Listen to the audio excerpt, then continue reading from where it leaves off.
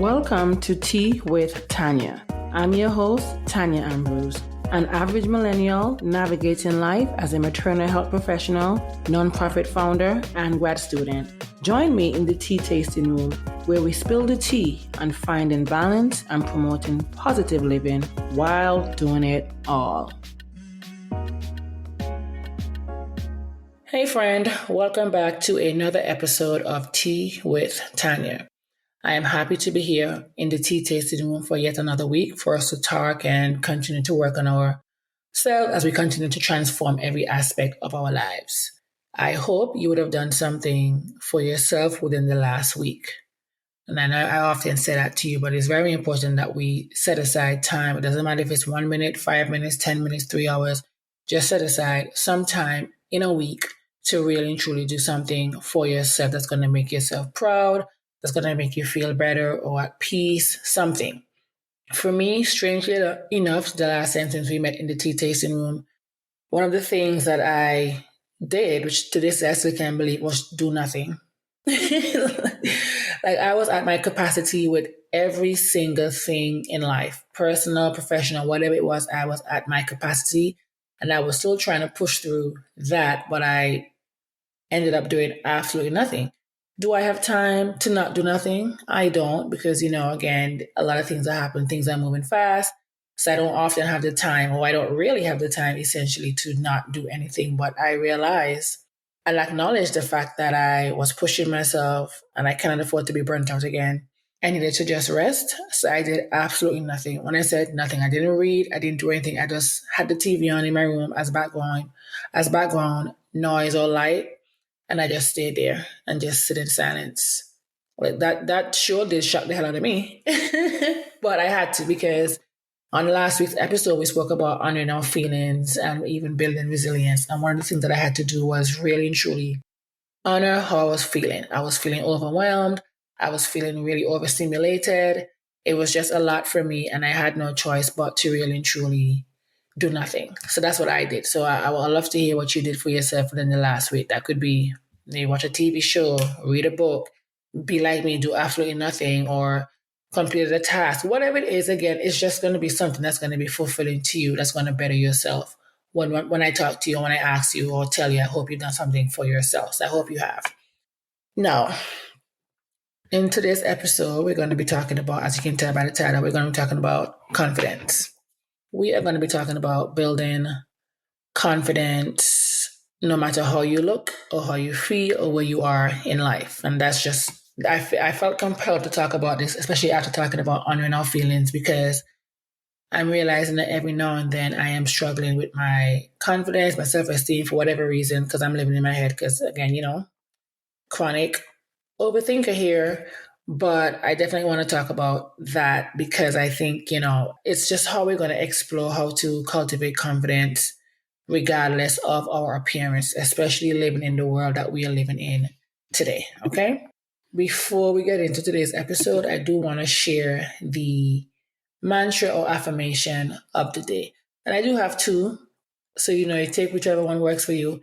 And one is, my appearance does not determine my worth. I'll say it again. My appearance does not determine my worth. And then the other one is, I deserve to feel comfortable in my own skin. So the other affirmation is, I deserve to feel comfortable in my own skin. And when I just said that line, it takes me back to the Beyonce song, Cozy. Comfortable in my skin. Hey, cozy with who I am. Okay. I'm no Beyonce, so let me just shut up, okay? But I just really want us to hone in on these two affirmations. My appearance doesn't determine my worth, and I deserve to feel comfortable in my own skin. All right, let's get into it.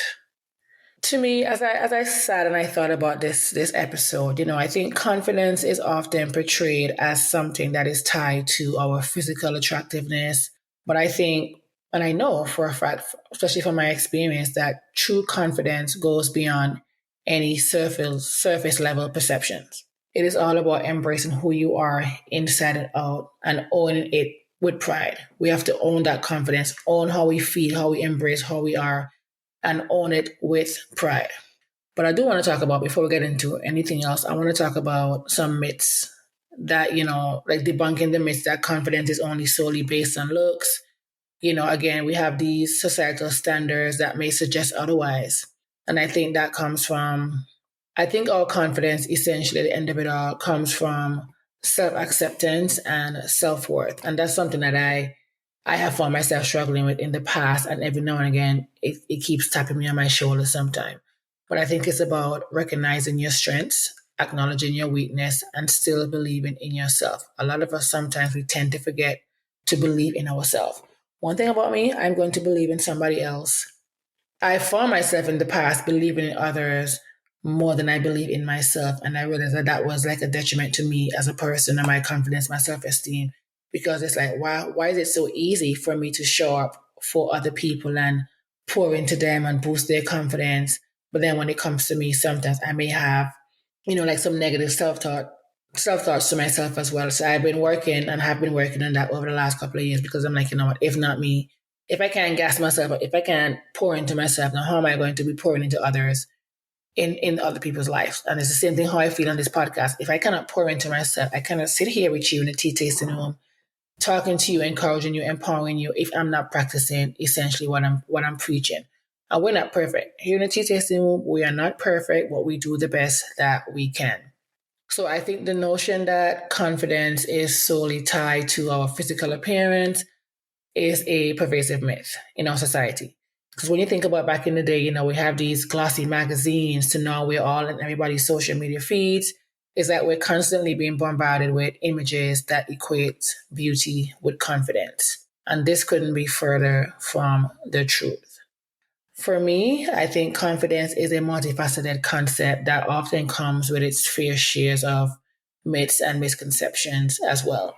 So I do want to debunk some of the most common myths as it relates to confidence, because I've even seen something on TikTok recently, and I'm like, what? Sometimes we got to take a step back to really and truly analyze if a person is being confident or if they're being arrogant. But to be honest, so one of the myths that I want to debunk is that confidence is arrogance. One of the biggest myths that I've even heard since when I was growing up and everything, living in Antigua, just being out in the world in general, one of the biggest myths is that confident people are arrogant or they're overly self-assured, when in reality, confidence is about having a healthy belief in oneself without belittling others. It's about being secure in who you are, in your abilities, while still being humble and empathetic, and of course, being kind. Nothing beats being kind. So I think sometimes we tend to misunderstand or misinterpret someone being confident for being arrogant. I have done that because I am not perfect. I've said, oh, that person, they're arrogant. When in fact, they just know they had like a healthy belief in them in themselves, and that's how it should be. But when it comes to belittling others or thinking that you're better than others now, then that's where the issue comes in as it relates to, we start towing the line of arrogance. So really and truly, that myth that confidence is arrogant, that is a myth, and we're not going to believe that. It's just, again, someone having a healthy belief in themselves. Sometimes some people say that confidence is innate. Many people believe that confidence is something that you're either born with or without. And for sure, I don't believe that. I believe that confidence is a skill that can be developed and nurtured over time through practice. We talk about consistency being key. Your confidence is going to be developed and nurtured over time as you continue to be consistent, as you practice, as you do more self-reflection and you think about personal growth. So it's not a fixed trait, but it's more so a mindset that can be cultivated. So sometimes for me, I'll be honest, I look at my girl. If you can't tell by now, I'm a huge Beyonce fan. And, we're not going to talk about the hate that she gets, but one of the things that I love about her is the fact that it's just seeing her go, her evolution from the time she was in Destiny's Child to even now. One of the things that I'm attracted to Beyonce as it relates to why I'm like, the Beehive president or vice president. I think I've retired now, but I'm still in the Beehive.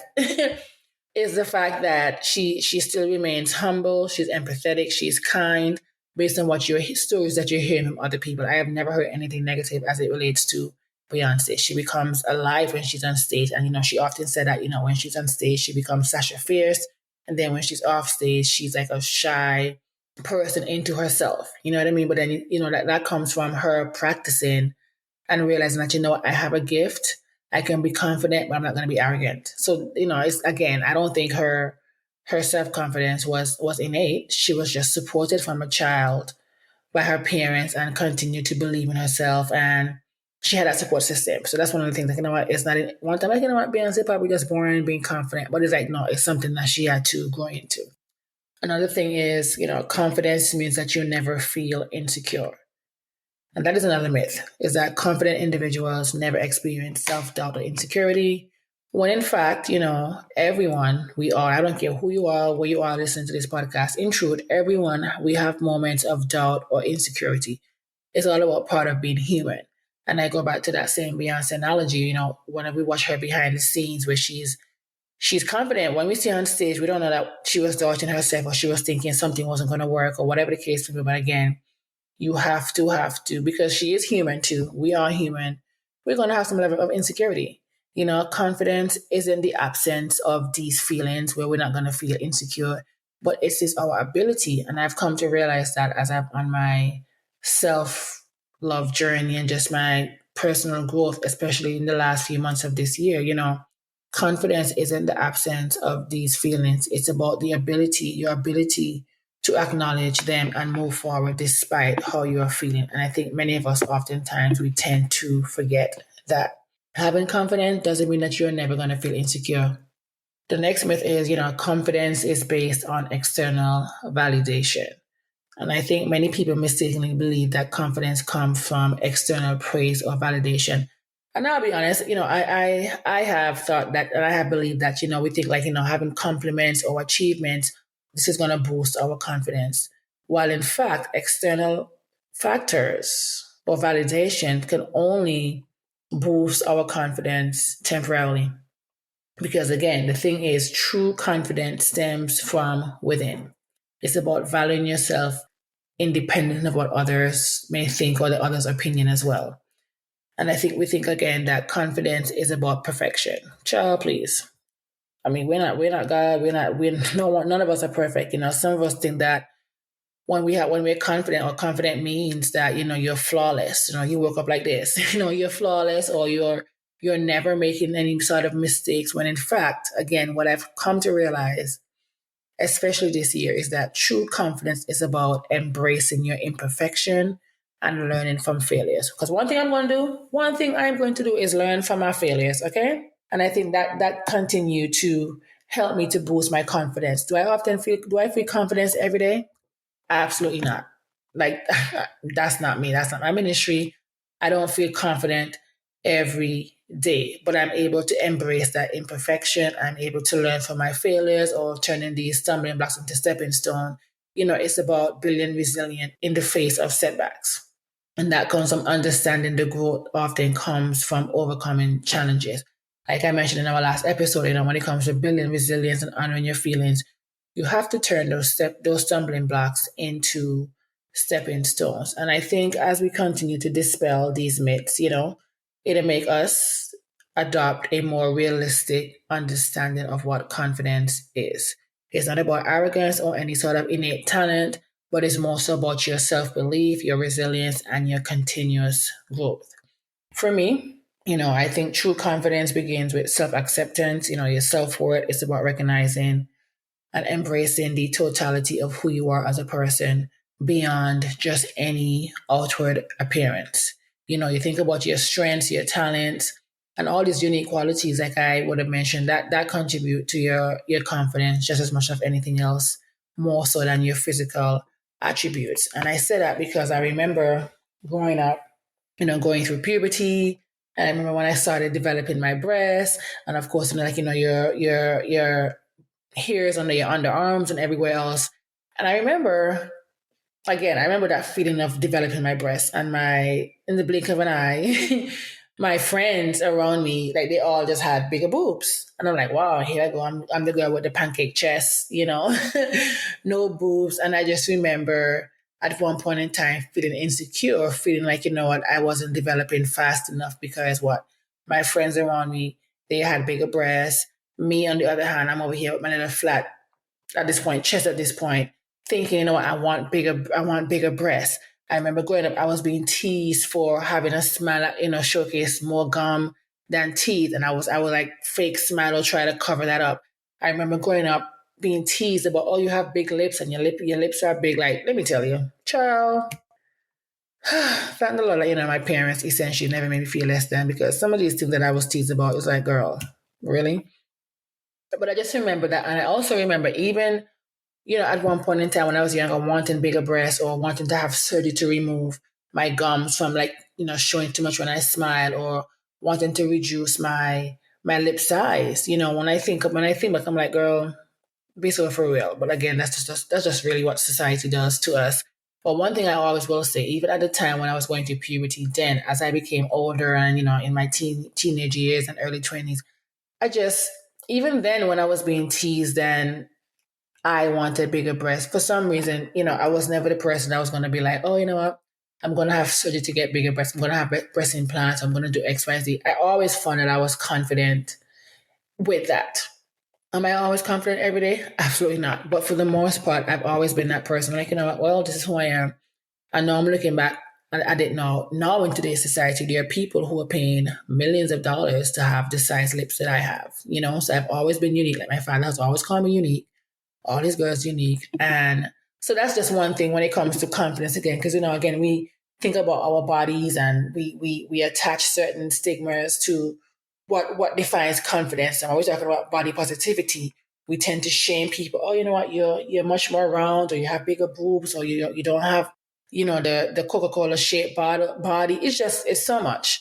But I want you to know, if you don't take away anything from this episode, I want you to understand that true confidence begins with self-acceptance and self-worth. When you acknowledge your weakness, that is also very crucial in building our confidence. It's about accepting that nobody's perfect and that we all have areas that we want to improve upon.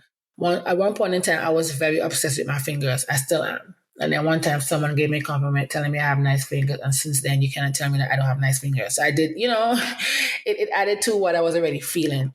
But it's about accepting that nobody's perfect and that we all have areas we can improve. So rather than viewing our weaknesses as shortcomings, we can also see them as opportunities for growth and development. And that is what I've been working on the last couple of months. Believing in yourself is perhaps, I would say, the most essential aspect of confidence. It's about trusting your abilities, your intuition, and your inherent worthiness. Let me tell you that intuition is never going to lie. Like I've said on this podcast before, whenever I do not trust my intuition, my life goes haywire. Confidence isn't always about being flawless. It's about having the courage to be imperfect and still love yourself unconditionally. I am going to say that again, because as I'm saying this to you, I'm talking to myself honestly. Confidence isn't about being flawless.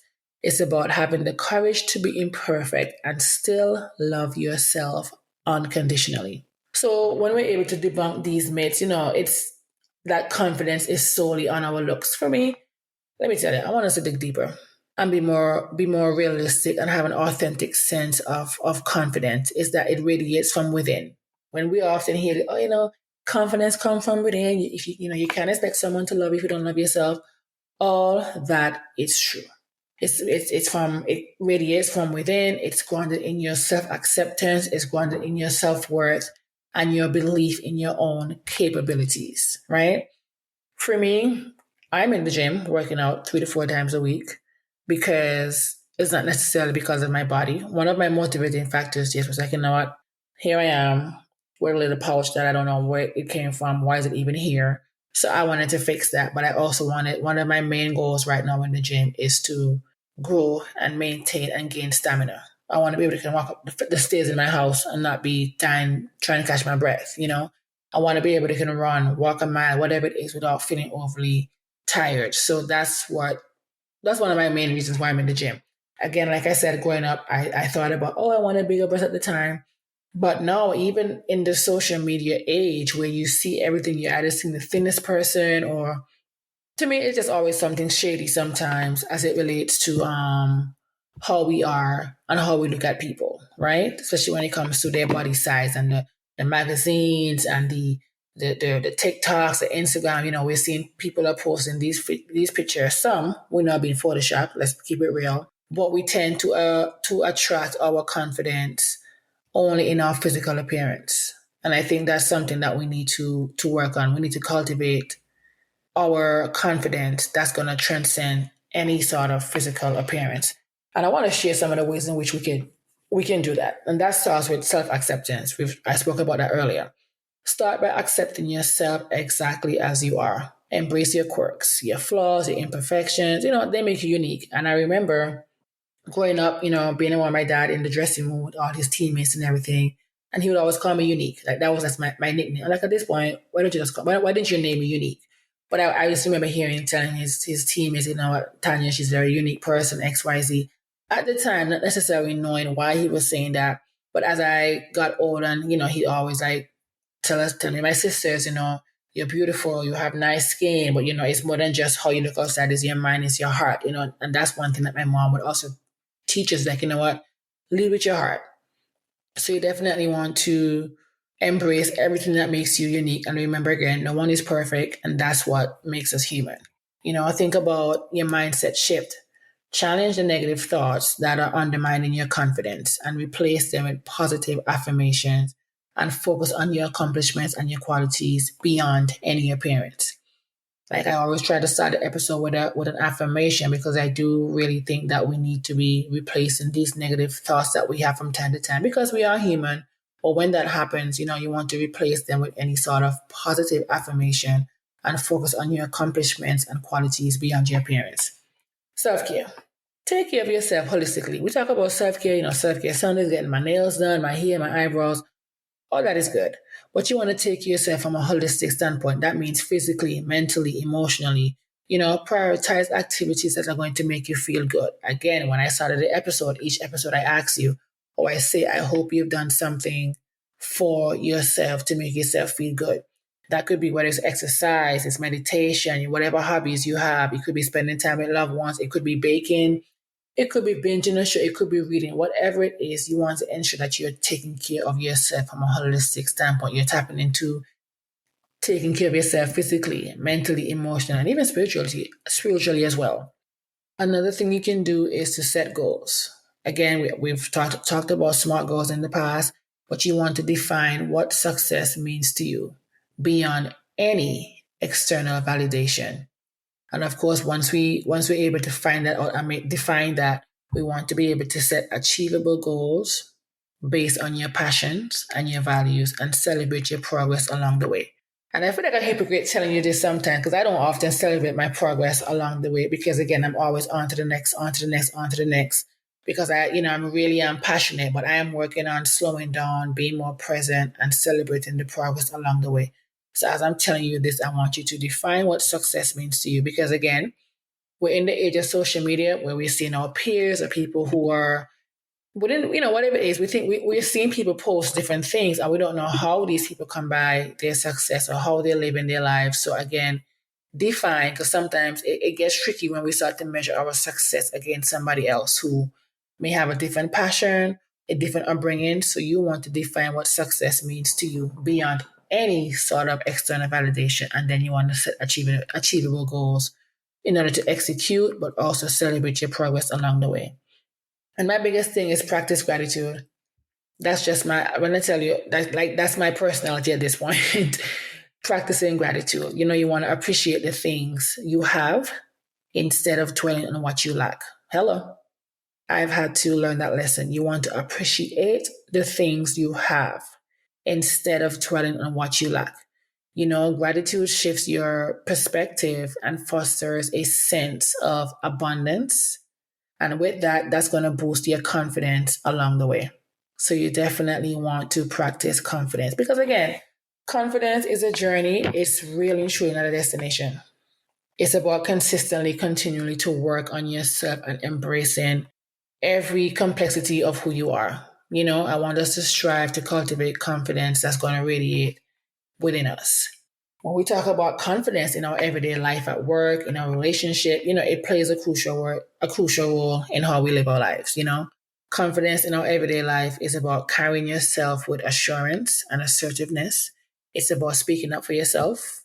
It's about setting boundaries and it's about making decisions without second guessing yourself constantly. I'm going to say it again. Confidence in our everyday life is about carrying yourself with self-assurance, and assertiveness.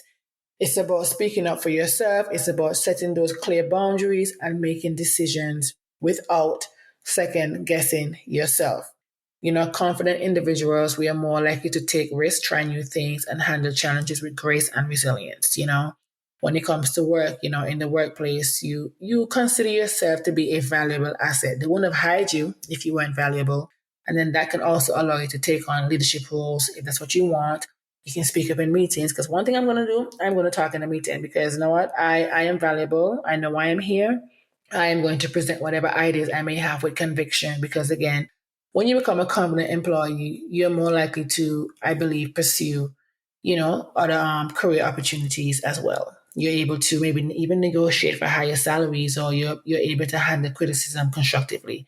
And that's one thing I would say about myself. Whenever I'm getting feedback from my managers or my director, the old me would probably want to flip off on somebody or become angry and upset. But the new me, in the last couple of years, I just take these constructive criticism in stride, because again, that's going to boost my confidence and also to help me to grow as well. When we think about relationships, I think confidence is very essential in cultivating healthy relationships, whether that's a friend, intimate partner, because I think it's about being secure in yourself and your worth. That's going to allow you to communicate effectively. You're going to be able to express your needs and desires, and you'll be able to establish meaningful connection with others. I think when we're confident, we are less likely to seek validation from our partners or friends or whatever, because we're more capable of maintaining our independence while still being emotionally available and supportive. But sometimes, again, we do like a little reassurance. I'll be honest, we do like that, but I think that's something that we need to work on. Just being confident in who you are, create a great communication channel between you and whoever it may be, because that way you'll be able to ask for what you want and be treated the way that you want to be treated as well. I think, when we feel less confident in some of these areas, it's natural, it's common, because again, we are human. But the key thing is for us to address how we're feeling in order for us to cultivate a better or greater self-assurance or resilience as well. This is going to involve, again, challenging that negative self-talk. Seek support from your friends, your family. If you have access to a therapist, you also want to seek support there as well. And just seek realistic goals, set realistic goals. And I think once we're able to recognize and address in these areas where confidence may be lacking, we'll be able to take necessary steps to build a stronger sense of self-belief and empowerment. Like, I genuinely do believe that as well. So you want to just practice self-compassion for yourself. So when we talk about that, we want to talk about practicing self-compassion. Be kind to yourself. Recognize that everyone experiences different moments differently. You're going to have the ebbs and flows. You're going to feel insecure from time to time. But treat yourself with the same understanding and compassion that you would to anyone else. And I've had to tell myself that time and time again. Identify your strength. Think about what are your strengths, what are your talents, what are your accomplishments. Reflect on your past successes and skills that have helped you to even achieve them as well. Focusing on your strength and think about ways in which you can work on your weaknesses. Seek support. That's a big one. Embrace failure as growth. Turn those stumbling blocks into stepping stone, because they're not here to stop us from being great. So as I go, because I know I've been talking your ears off in this tea tasting room, I want you to remember that confidence is a journey, not a destination. It's about continually working on yourself and embracing the beautiful complexity of being human. So I encourage you to strive to cultivate confidence that's going to radiate from within, that's going to also in turn empower you and inspire others along the way. Thank you for joining me here in the tea tasting room today. I hope once we meet here again next week, you will do something for yourself. And I will leave you with our affirmation that I mentioned earlier in the episode. My appearance does not determine my worth. I deserve to feel confident in my own skin. I love you for listening, and I'll see you back here in the tea tasting room next week. Thank you for joining me for another episode of Tea with Tanya. If you like this episode, be sure to share it with a friend. Don't forget to follow on Instagram at Tea with Tanya Podcast. Be sure to subscribe to the weekly Tea Talk newsletter. And of course, rate on Apple or Spotify and subscribe wherever you listen. See you next time. I love you for listening.